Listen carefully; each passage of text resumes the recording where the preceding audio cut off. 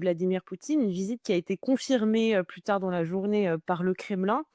Le dernier sommet en bonne et due forme entre la Russie et les États-Unis, elle remonte à juin, 2021 quand Joe Biden avait rencontré son homologue russe à Genève. Donc voilà un peu pour contextualiser. Est-ce que qu'est-ce qu'on doit à quoi on doit s'attendre pour cette rencontre? Est-ce qu'on doit s'attendre à un gros impact, notamment sur le dossier de la guerre en Ukraine ou pas?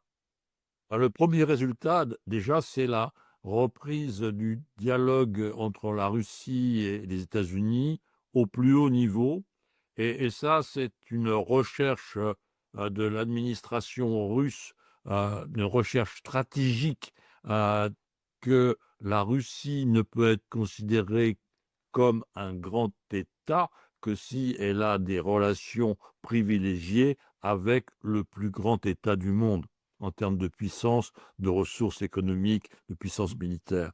Donc, pour, Vladimir Poutine, c'est une reconnaissance de son importance d'un point de vue formel et c'est une donnée donc, importante pour la géopolitique, que d'avoir cette relation, je dirais pratiquement unique, heu, avec Washington, unique dans la mesure où, le Kremlin, souhaite marginaliser l'Union européenne et même, je dirais, heu, créer des dissensions à l'intérieur de l'Union européenne et troisièmement, couper les liens entre l'Europe et les États-Unis. Donc voilà la première marche est accomplie, celle du contact privilégié, avec, les États-Unis. Maintenant, restent les 2 autres objectifs qui vont être beaucoup plus difficiles à atteindre.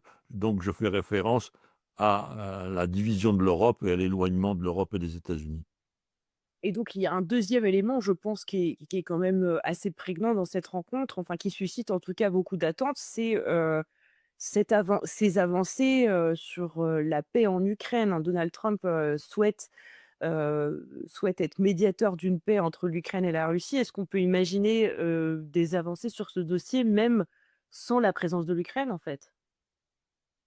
Je crois que dans un premier temps, effectivement, l'important, c'est de garder la paix comme objectif, mais à moyen terme et même à court terme, c'est de voir une reprise des négociations régulières d'un point de vue de l'agenda, entre, la Russie et l'Ukraine. Alors il y a eu des démarrages à Istanbul, mais cela n'est pas ou en Turquie, mais cela n'est pas suffisant. Il n'a été obtenu que des libérations réciproques de prisonniers. Maintenant, il faut aller au-delà pour aller dans un premier temps, vers un cessez-le-feu et ultimement, vers la paix.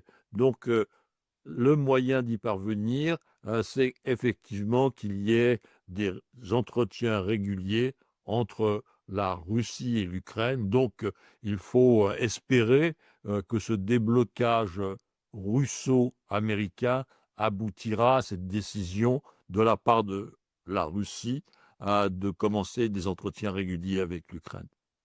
Alors par contre, le Kremlin, il n'a pas donné suite sur, la proposition que Donald Trump a fait également ce matin en annonçant qu'il allait, donc rencontrer, Vladimir Poutine dans les prochains jours. C'est une réunion, tripartite. Le Kremlin n'a pas donné suite à cette proposition. C'est un nouveau camouflet, pour Donald Trump?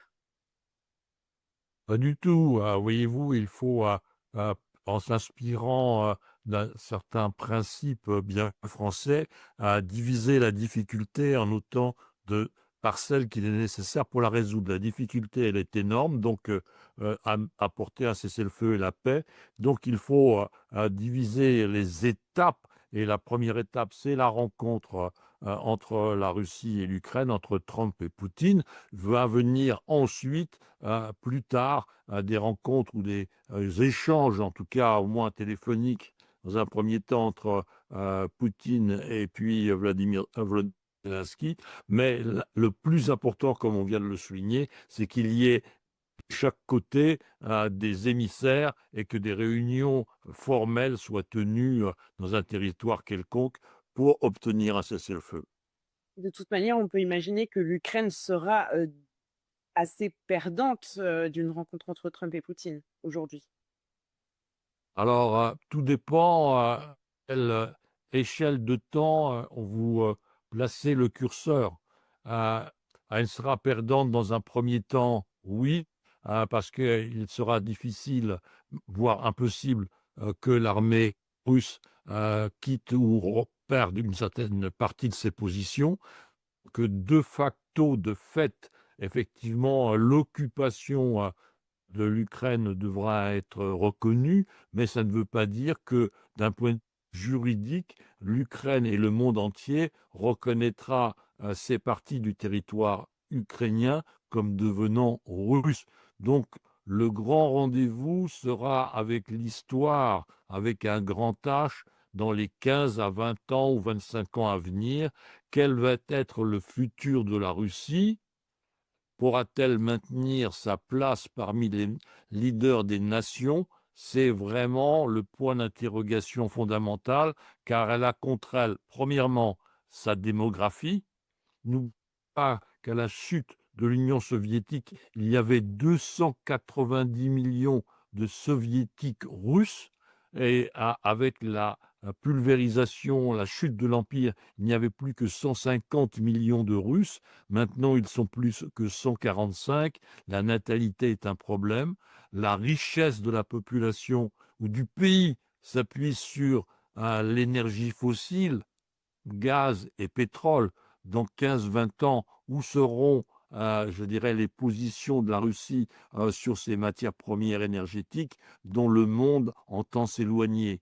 Donc, voyez-vous, il y a beaucoup de nuages sur ce pays de 17 millions de kilomètres carrés et qui n'aura peut-être dans quelques temps, dans quelques 10 ou 15 ans, que 130 millions d'habitants. Donc, dans l'incapacité de maintenir ses frontières devant le dragon chinois.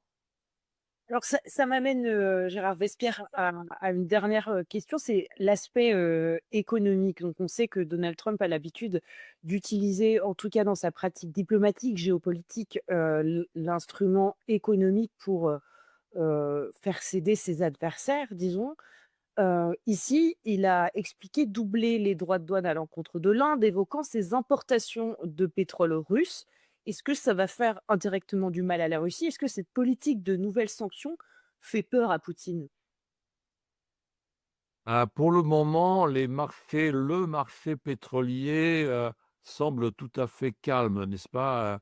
Le fait qu'il y ait cette rencontre au plus haut niveau, amène des espérances et donc le prix du baril a même diminué. Or, s'il y avait, dans les projections, des spécialistes du marché du pétrole et donc, des opérateurs, même des marchés pétroliers, des craintes à avoir sur la diminution des exportations russes, cela créerait, une perturbation sur le marché, la recherche de 500 000 ou 1 million de barils supplémentaires par jour, donc une course au volume, donc une augmentation des prix. Et vous le marché, pour le moment, est parti dans une direction totalement opposée.